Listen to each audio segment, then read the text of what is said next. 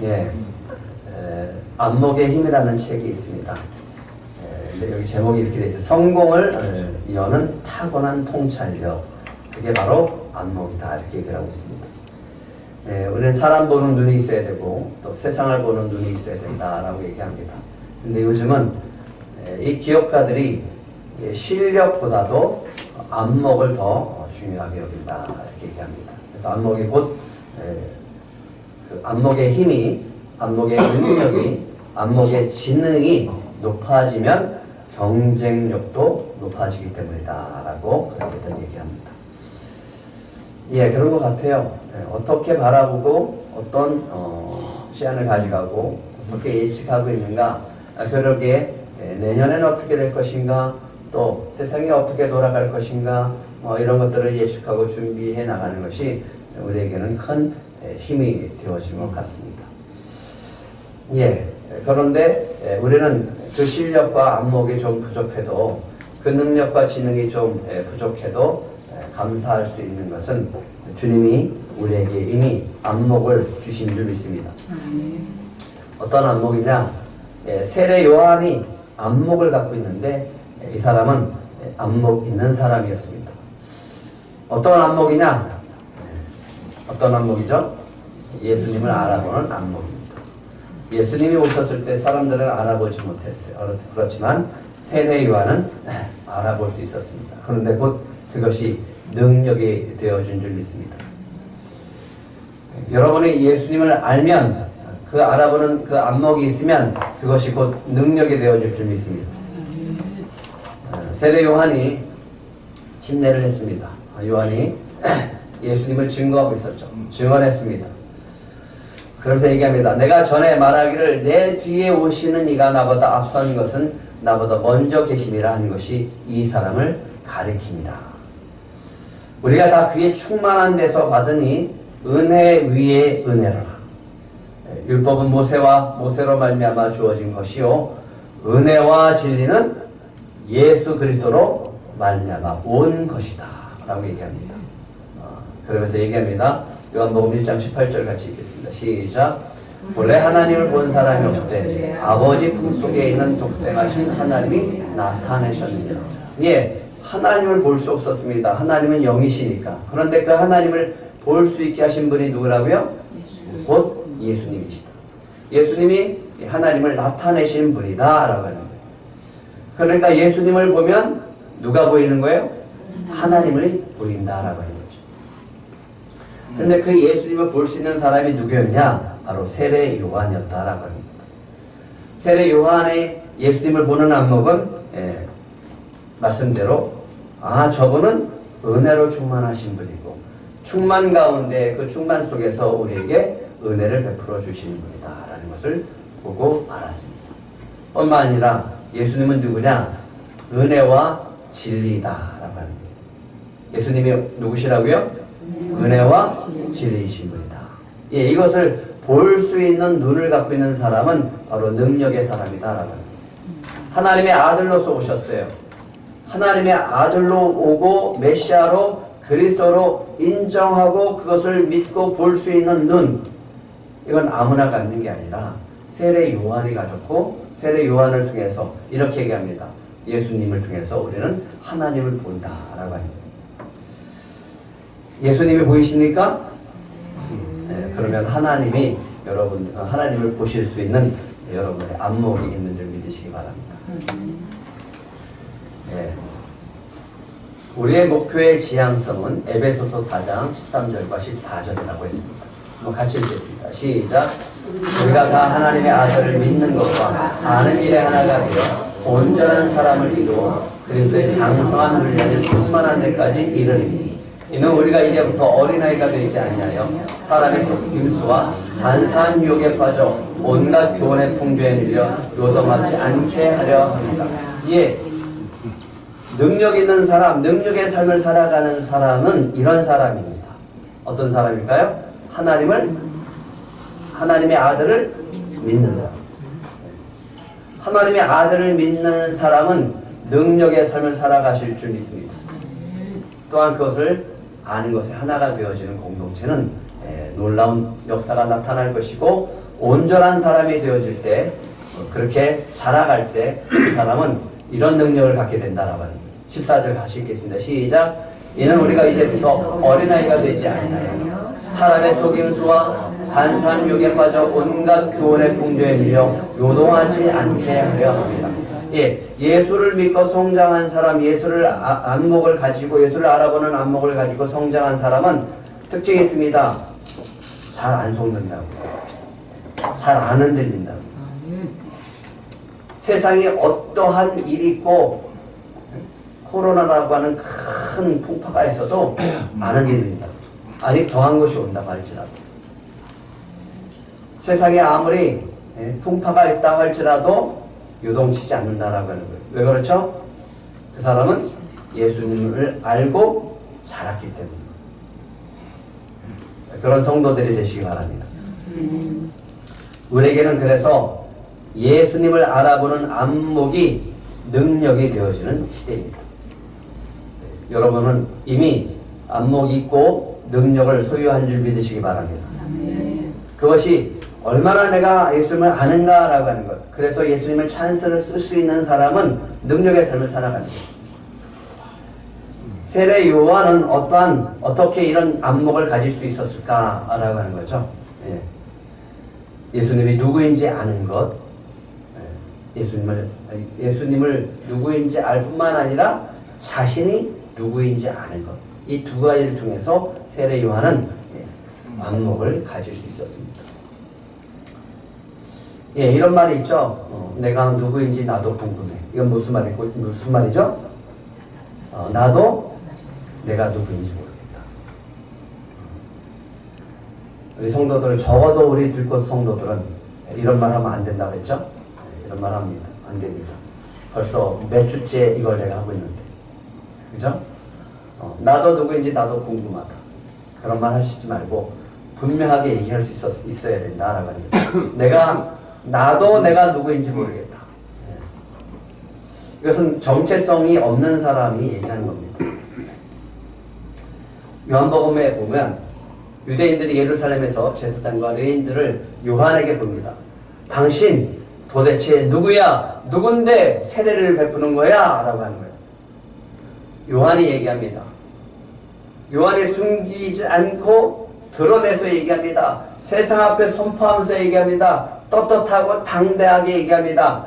나는 누가 아니다? 나는 그리스도가 아니다. 분명하게 세례 요한이 얘기합니다. 나는 그리스도가 아니다. 그런 눈으로 바라보지 말아라. 그리고 이렇게 얘기합니다. 나는 선지자 이사야의 말과 같이 주의 길을 곧게 하라고 광야에서 외치는 자의 소리로다. 그러니까 내가 누구인지 알고 내가 해야 될 일이 무엇인지 알고 내가 받은 소명과 사명이 뭔지 아니까, 내 인생에 무엇을 목적으로 살아야 될지 아니까 분명하게 자신이 누군지 이야기할 뿐만 아니라 누구를 얘기해요?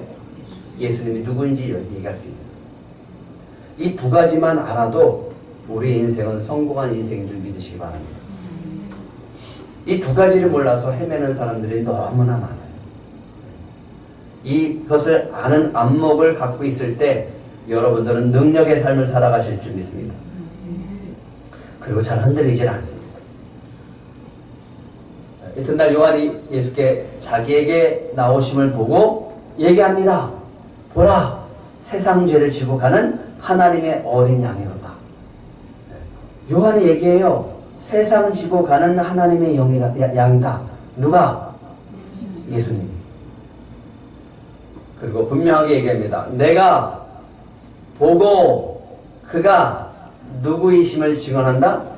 하나님의 아들이심을 증언하였노라. 두 가지예요. 내가 누구인지 아는 거예요. 또한 예수님이 누구인지 아는 거예요. 이 두 가지를 할 때 여러분은 이 세상에서 능력의 삶을 살아가실 줄 믿습니다. 그러니까 여러분은 이미 능력자이십니다. 왜냐하면 벌써 몇 주째 이걸 하고 있습니다. 예수님은 누구신가 같이 읽겠습니다. 시작. 나의 영혼 육을 창조하시고 나와 영원히 함께 하시기 위해 나를 죄에서 구원해 주시고 영생을 주신 나의 주 나의 하나님. 예, 이것을 고백하고 이것을 알고 이것을 믿고 따라가는 자에게는 능력의 삶을 살아가실 줄 믿습니다. 또 한 가지, 나는 누구인가라고 하는 거죠. 나는 누굽니까? 따라하시기 바랍니다. 하나님이 사랑하는 자녀다. 근데 여기다 오늘 하나를 더 집어넣었어요. 하나님이 끔찍히 사랑하는 자녀다. 예, 정말 나를 사랑하신다라고 하는 거예요. 이것을 믿을 때 우리는 행복해지기 시작합니다. 인간이 행복해지는 순간은 언제냐? 하나님의 사랑이 내 안에 느껴질 때 행복해지는 거예요. 그럴 때 자신감이 있고요. 그럴 때 세상을 다 얻은 것처럼 기쁩니다. 그 사랑이 여러분 안에 충만하실 줄 믿습니다. 또 한 가지, 내가 어떻게 살아가야 되는가라고 하는 것인데, 나는 그리스도의 정결한 신부입니다. 따라하시기 바랍니다. 그리스도의 정결한 신부다. 예. 그래서 우리는 거룩한 삶을 살아야 되는 거죠. 세 번째, 주님과 영원히 함께할 동반자다. 주님과 영원히 함께할 동반자다. 예수님이 얘기합니다. 친구라고 얘기해요. 친구. 어떻게 우리가 친구가 되어줄 수 있어요? 주님은 그래서 우리를 동반자입니다. 주님과 함께 걷는 동반자입니다. 더 하나 알아야 되죠. 내가 어디 소속되어 있는가. 들꽃교회의 지체다. 한번 따라하시게요. 들꽃교회의 지체다. 들꽃의 사람이다. 이럴 때 우리는 자부심을 가지고 살아가게 되어줄 줄 믿습니다. 분명히 두 가지 아셨습니다. 하나님이, 예수님이 누군지, 여러분이 누군지. 이것을 꼭 기억하시고 잊지 않고 주님을 더욱더 알아보는 그 안목이 향상되어져서 능력의 삶을 살아가시길 축복합니다. 그런데 왜 서기관과 바리새인은 예수님을 알아보지 못했을까라고 하는 거예요. 왜 저들은 알아보지 못했을까? 하나님을 믿는 사람이에요. 율법을 철저하게 지키는 사람들입니다. 요한복음 3장에 보면 니고데모라고 하는 바리새인이 등장합니다. 사내들인 공의원이요. 존경받는 사람입니다. 근데 이 사람이 아무리 봐도 예수님은 좀 이상해요. 분명히 저분은 하늘로부터 오신 분이다라는 믿음이 생겼어요. 그래서 몰래 찾아갑니다. 라비여, 우리가 당신은 하나님께로부터 오신 선생인 줄 아나이다. 하나님이 함께 하시지 아니하면 당신이 행하시는 이 기적을, 표적을 아무도 할 수 없음을 저는 알고 있습니다. 그래, 진실로 내게 이르노니 사람이 거듭나지 아니하면 하나님의 나라를 볼 수 없느니라. 자존심이 팍 상하는 거예요. 이게 도대체 무슨 말씀일까? 나도 바리새인이고 나도 하나님을 알고 율법을 지키면서 살아가는 존경받는 사람인데 도대체 이분이 하시는 말씀이 도대체 무슨 말씀인가? 라고 하는 거죠. 예수님이 얘기합니다. 너는 이스라엘 선생으로서 이러한 것들을 알지 못하느냐? 책망하시죠. 부끄럽죠? 그래요. 많은 사람들에게 율법을 가르치고 존경받는 사람으로서 살아가고 있는데 주님의 질문 속에서 대답을 못하겠어요.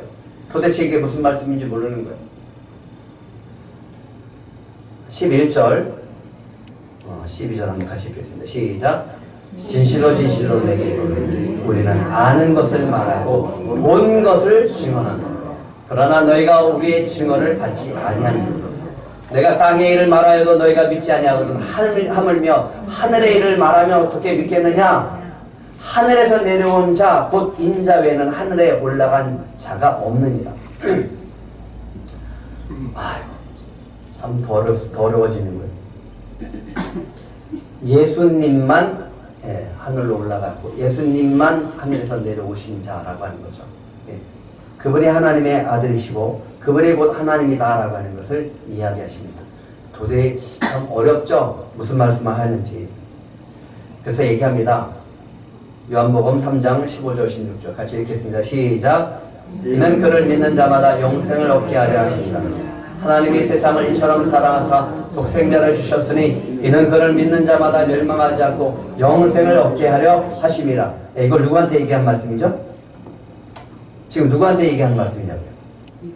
그죠? 니고데모한테 얘기하는 말씀이에요. 우리는 요한복음 3장 16절 열심히 외웠지만 누구한테 얘기하는지는 잘 몰랐잖아요. 근데 이거는 니고데모라고 하는 바리새인에게 얘기하는 거예요. 왜 이걸 얘기할까라고 하는 거예요. 니고데모를 깨뜨리기 위해서. 니고데모에게 예수가 누구인지 알게 하기 위해서요. 니고데모에게 예수를 믿게 하기 위해서요. 하나님이 그 아들을 세상에 보내신 것은 세상을 심판을 하심이 아니요 그로 말미암아 세상이 구원을 받게 하려 하십니다. 니고데모 이 말씀을 믿었고요. 이 말씀을 따라갔고 예수님이 누구인지 알았어요. 그래서 예수님이 십자가에서 못 박혀 죽었을 때 아리마대 요셉과 함께 장례를 치러준 제자입니다. 다르죠? 왜 다른 사람은 모르는데 니고데모는 알았을까? 찾아갔죠. 마음을 여는 거죠. 이분한테 배우고 싶고 이분을 알고 싶은 마음을 찾아가는 거예요. 이 마음이 있을 때 주님께서 여러분에게 알게 하실 줄 믿습니다. 아는 자가 복된 자입니다. 복 있는 사람이 누굴까요? 예수님이 얘기합니다. 너희는 눈으로 보고 너희는 귀로 들음으로 복이 있도다 이렇게 합니다. 다시요. 너희 눈으로 봄으로 너희 귀는 들음으로 복이 있도다. 이게 어디서 나왔냐면 예수님이 갈릴리 바닷가에서 배에서 제자들을 사람들에게 가르치는 비유로 씨 뿌리는 비유로 얘기했어요. 그러니까 도대체 왜 예수님은 비유로 말씀하실까? 예수님께 나와서 제자들이 얘기합니다. 예수님 왜 비유로 말씀하세요? 얘기해요. 마태복음 33장 11절 같이 읽겠습니다. 시작. 대답하여 이르시되 천국의 비밀을 아는 것이 너에게는 허락되었으나 그들에게는 아니 되었다. 그러면 예수님이 천국의 비밀을 아무한테도 안 알려주고 제자들한테 알려준 거죠. 그런가요?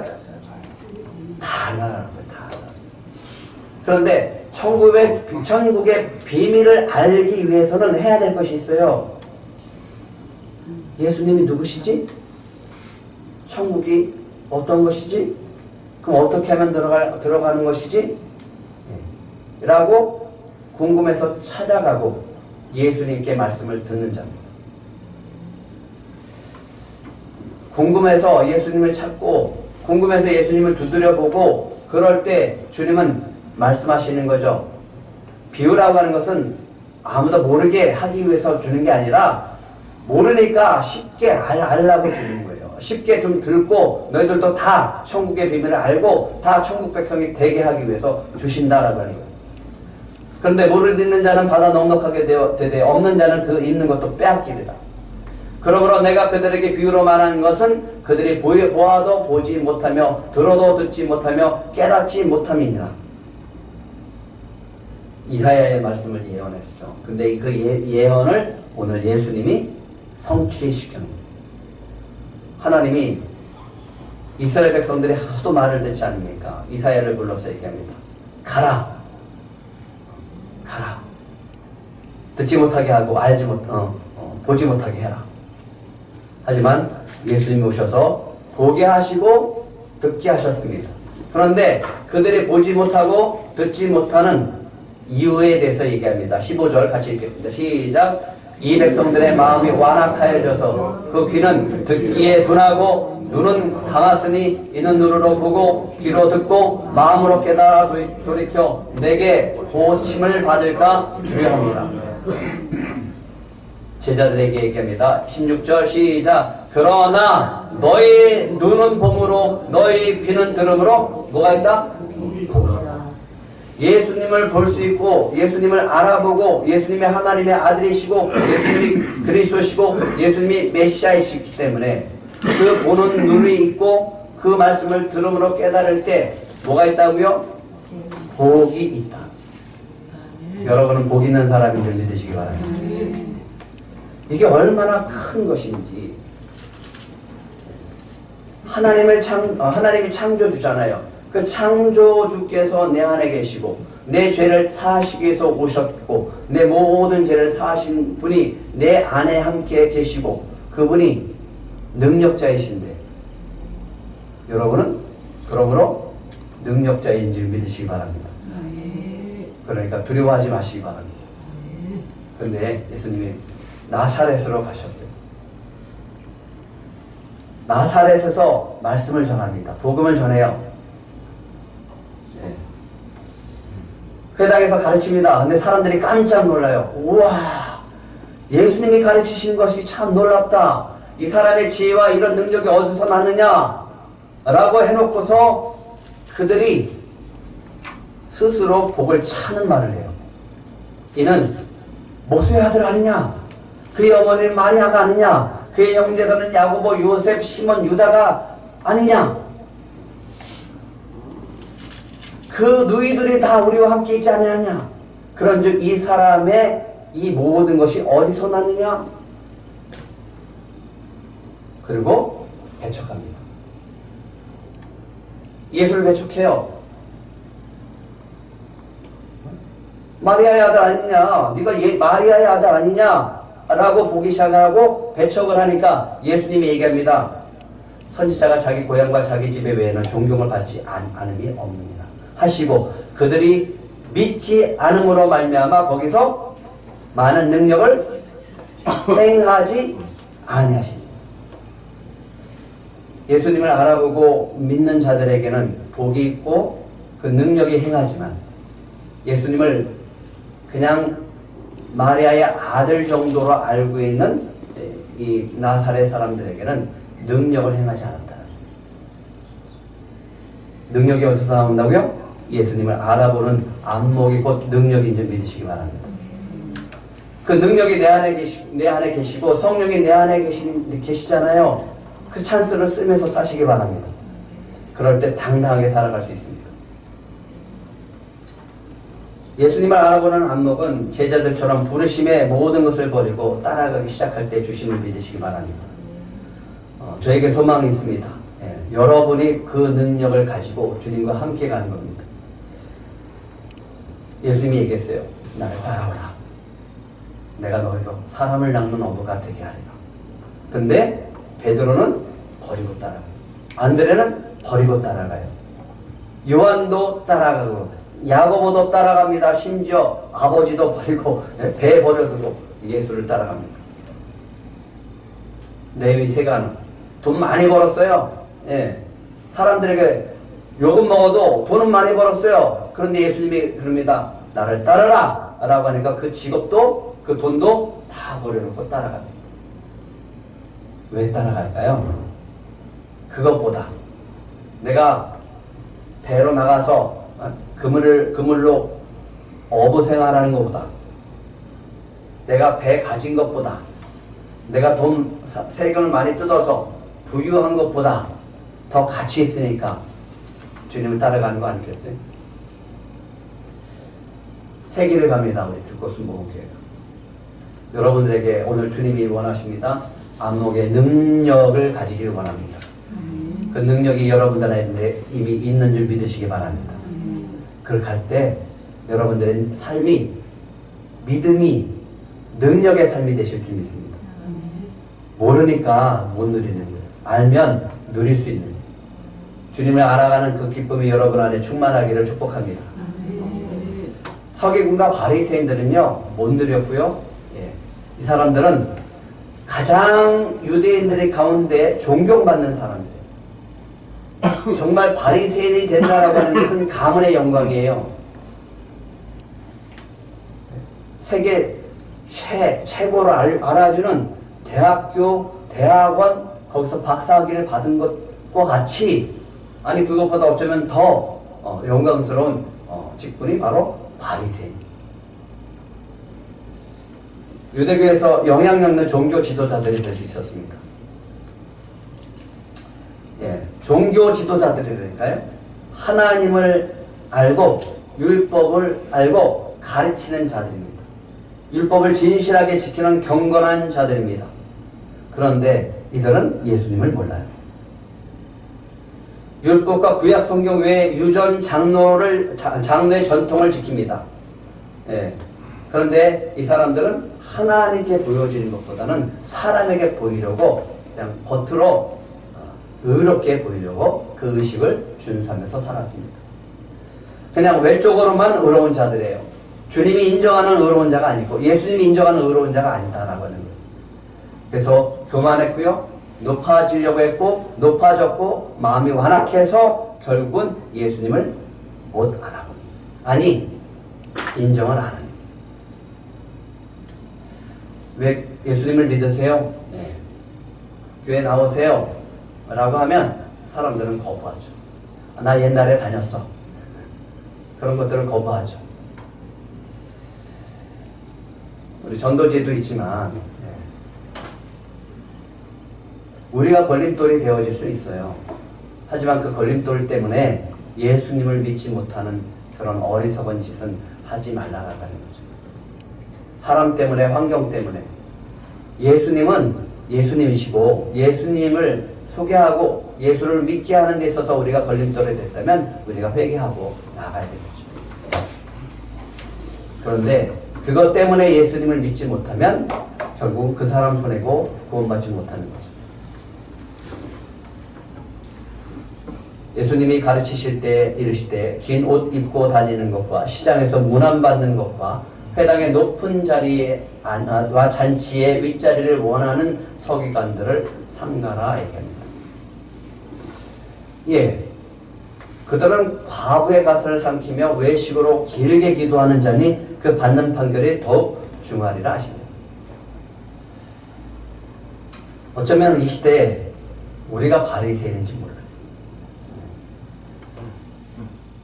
예수를 믿고 다닌다고 하면서 교회를 다닌다고 하면서 긴 옷 입고 다니는 거. 왜? 좀 알아달라고 하는 거죠. 인기 있기를 원하고 문안받기 원하고 인정받기 원하고 높은 자리 원하고 그다음에 존경받기 원합니다. 근데 주님이 얘기합니다. 이런 서기관들을 삼가라. 그것 때문에 누굴 모르니까 누구를 바라보지 못하니까 예수님을 바라보지 못하니까 그들은 과거의 가산을 삼켜버리고 외식하기 위해서 길게 기도한대요. 나 이렇게 기도해. 기도는 누구한테 하는 거라 그랬죠? 하나님한테 하는 거잖아요.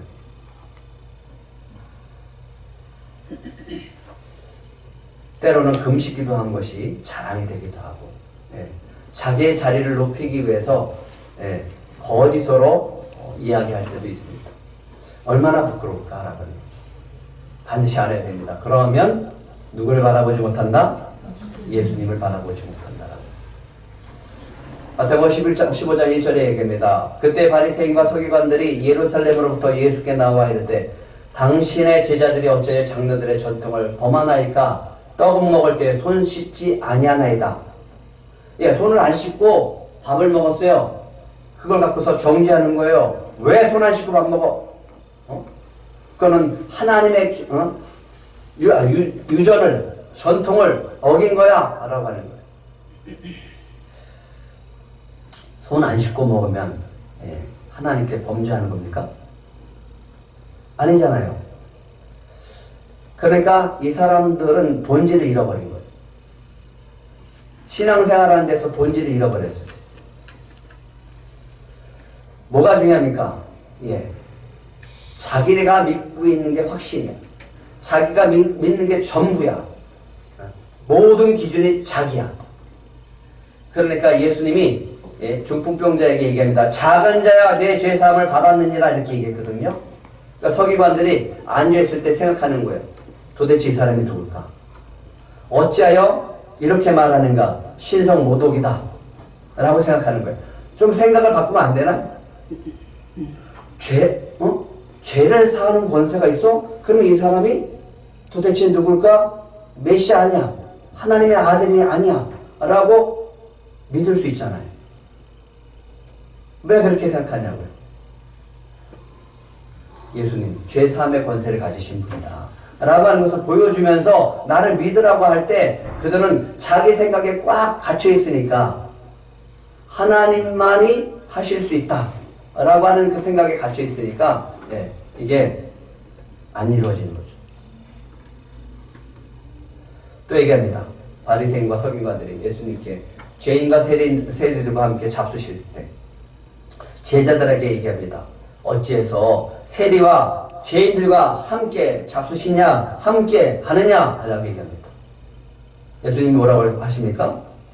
건강한 자에게는 의사가 쓸데없고 병든 자에게 내가 쓸데있느니라. 나는 의인을 부르러 온 것이 아니요 죄인을 부르러 왔노라. 예수님은 죄인을 부르러 오신 분이구나. 그러면 뭐라고 생각해야 됩니까? 나는 의인인가?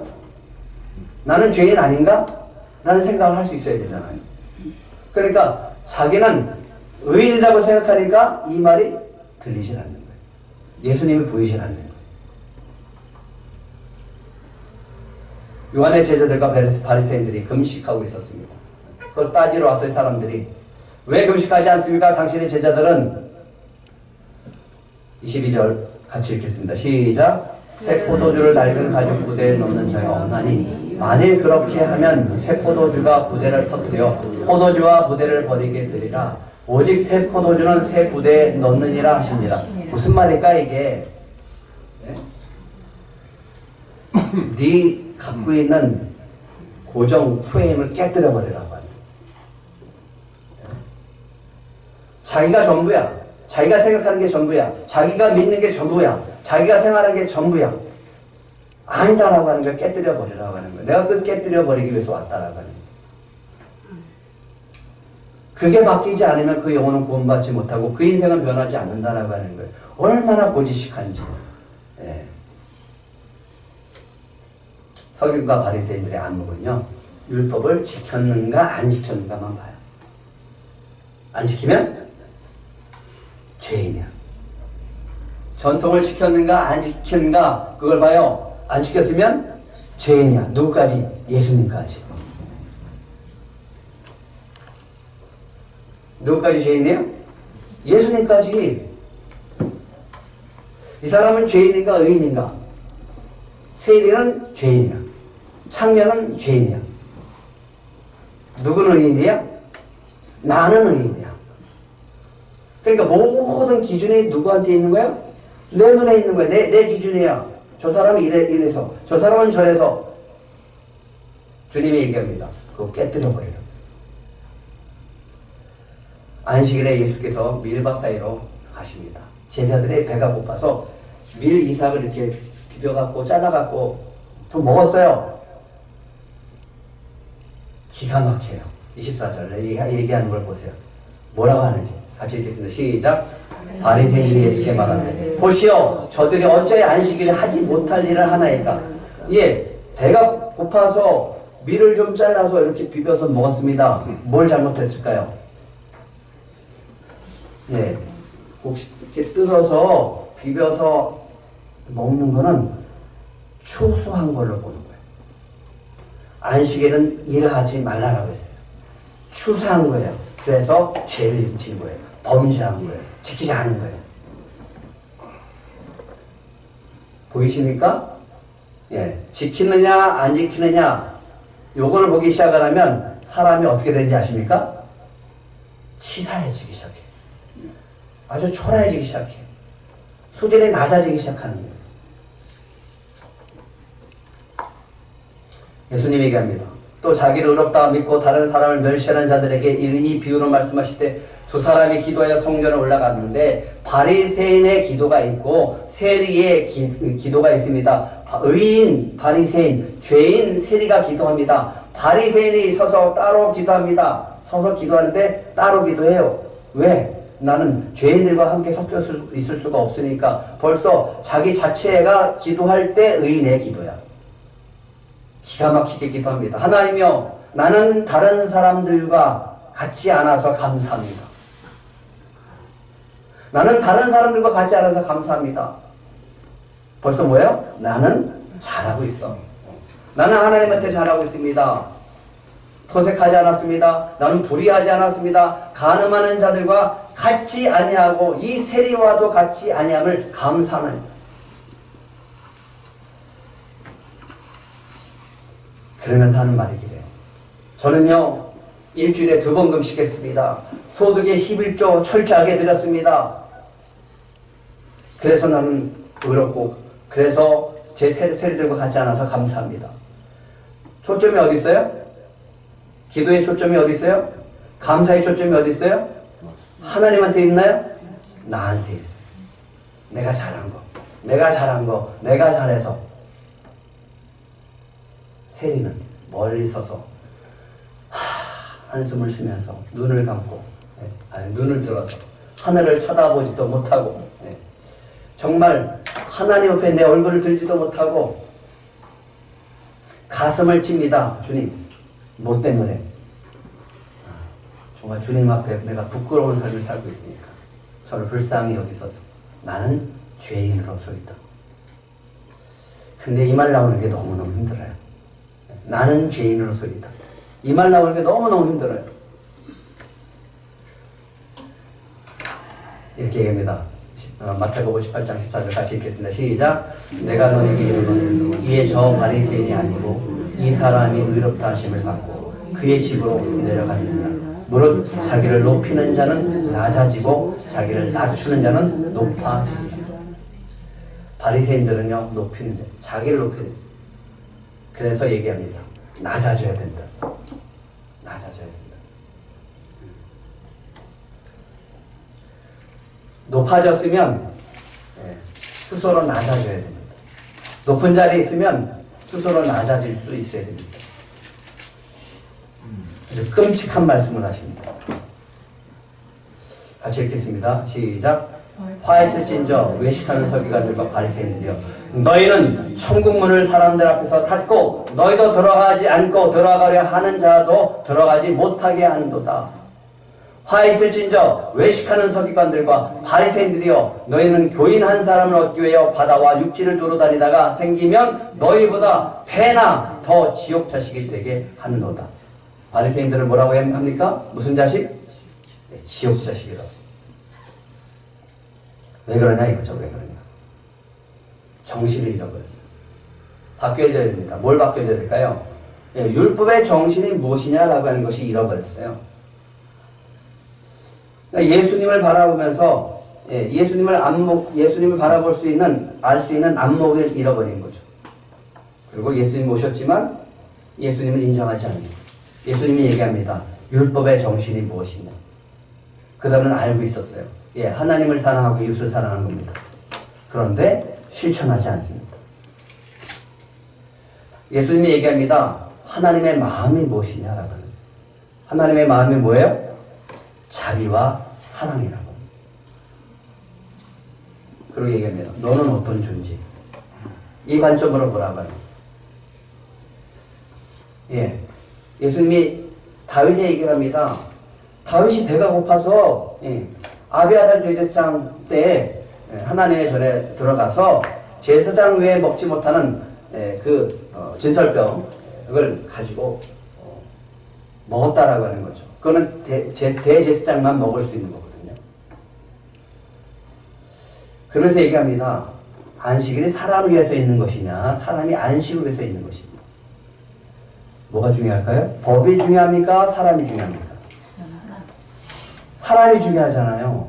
사람을 위해서 법이 있는 거지 법 때문에 사람이 있는 게 아니잖아요. 근데 바리새인들은 법을 중시하는 거예요. 사람을 중요하지 않는 거예요. 영혼을 사랑하지 못하는 거예요. 얘기합니다. 인자는 안식일에 더 주입니다. 무슨 말일까요? 인자는 안식일에 더 주입니다. 좀 제발 좀 봐라. 내가 누구인지 너희가 누구인지 좀 알았으면 좋겠다. 예수님의 안목입니다. 예수님이 누구인지 내가 누구인지 그리고 예수님과 내가 어떤 관계인지 하나님과 내가 어떤 관계인지 그리고 책임 있는 삶을 살라는 거예요. 심판하면요. 네? 심판하면 저 사람이 지켰는가 안 지켰는가 이걸 바라보면 우리의 마음은 어떻게 되죠? 정죄하죠. 정죄. 에이 어떻게 그럴 수가 있어. 그럴 수가 있어. 네, 주님이 오늘 얘기합니다. 뭐 따라 하실래요? 나도 틀릴 수 있다. 나도 틀릴 수 있다. 나도 틀릴 수 있고 나도 실수할 수 있습니다. 그죠? 나도 범죄할 수 있어요. 그 사람은 나와 다를 수 있어요. 인정해 주라고요. 법보다 영원히 먼저라고요. 법보다 영원히 먼저잖아요. 이걸 다 놓쳐버렸어요. 이제 우리가 새 길을 갑니다. 절대 놓치지 마세요. 우리 안목이 바꿔줘야 돼요. 이전처럼 그런 안목을 갖고 있으면 만나는 사람을 우리가 정지할 수밖에 없고 만나는 사람을 판단할 수밖에 없어요. 근데 이렇게 생각하시면 됩니다. 나도 틀릴 수 있다. 네?